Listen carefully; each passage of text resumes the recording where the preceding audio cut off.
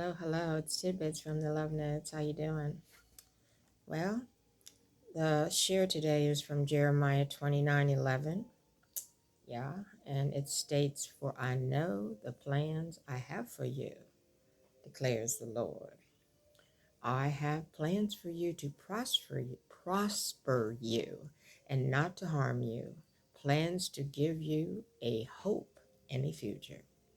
So today I'm reminding us all, myself included, that God has a plan with all the drama that's going on, all the things that are really tough to understand. How could this be in this country? How are things just like this where there's so many immoral things going on and so many people buying into wrongness and mistreating people of different ethnicities? So God has a plan, and nobody really knows the plan and how it's going to be administered or set in place.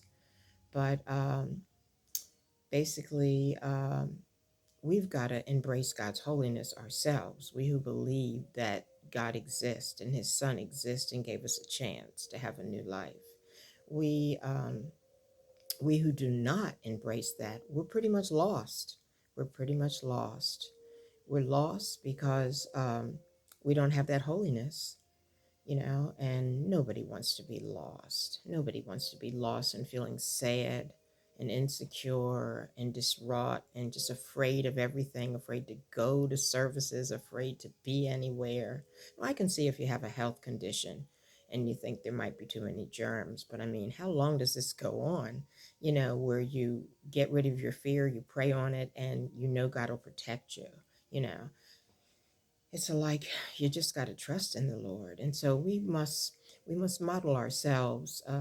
We must model ourselves for rightness. That's what we've got to do. Model ourselves for rightness and be strong models for rightness in our lives, so that we radiate God's love and His likeness.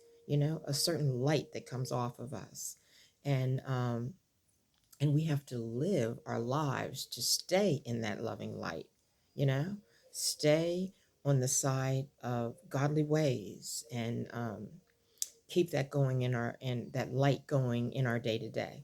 That's what we have to do, and staying in God's direction and getting our guidance from God's direction.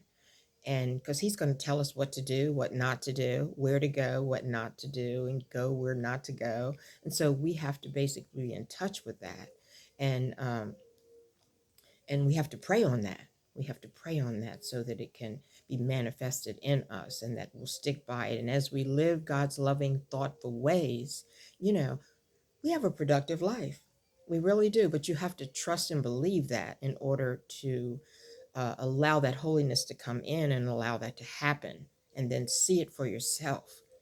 What happens, how your life changes by believing in God and the death of His Son, and getting rid of all the sin. And it's like taking off the armor, all this stuff that you have on you that you're carrying, just let it go.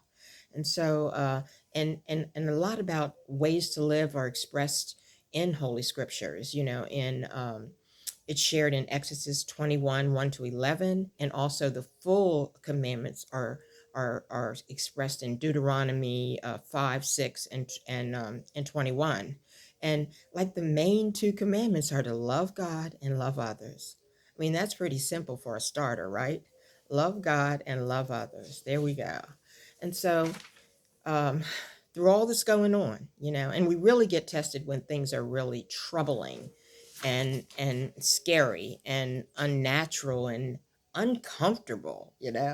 So tidbit number one, we will each day ask God to direct our thoughts and guide our ways. And that's what's stated in Proverbs 3, 5 to 6. Asking God to each day to direct our thoughts and guide our ways. We can't get it from the world and from the TV screen. We can't focus on that. We've got to focus on the word, uh, the services that we go to, godly people that we listen to, and that's what we got to let come into us. And tidbit number two, pray to God for the gift of faith, to believe that what we hope for in this world and in our life, that it will be. It will be in God's time, in His place, in His way. We got to believe that. And we got to pray for that belief to be in us, that hopefulness. And tidbit number three, that we got to continue to relax ourselves and have real talks with God. Just have a real down to earth talk with God about finding out what God really thinks about our lives. And then when you hear what he got to say, make some adjustments here and there where he, has leads you to make adjustments because he gives you that guidance. We need a job, ask God to help you look for one. You need better health. Look into your health and the problems you have, and then look into what kind of things you could do that would make your health better in terms of how you move, in terms of your exercise, how you eat, and make the adjustments because you got to do what you got to do. And if you're lonely, check on somebody else. There are a lot of people that are lonely. You're lonely, go check on somebody else, check them out. And if you need a lift, get involved with some things that bring you joy, whether it be a certain tea or a certain cookie or a certain anything that might give you, maybe it's a walk in the park, whatever it is that gives you a little lift, embrace it, get into it. Don't just sit and wait for it to come to you because it's not going to happen. You got to, what I call, pour into yourself. We have to pour into ourselves. Yes, we do. And prayer is the best, and also reading Holy Scripts.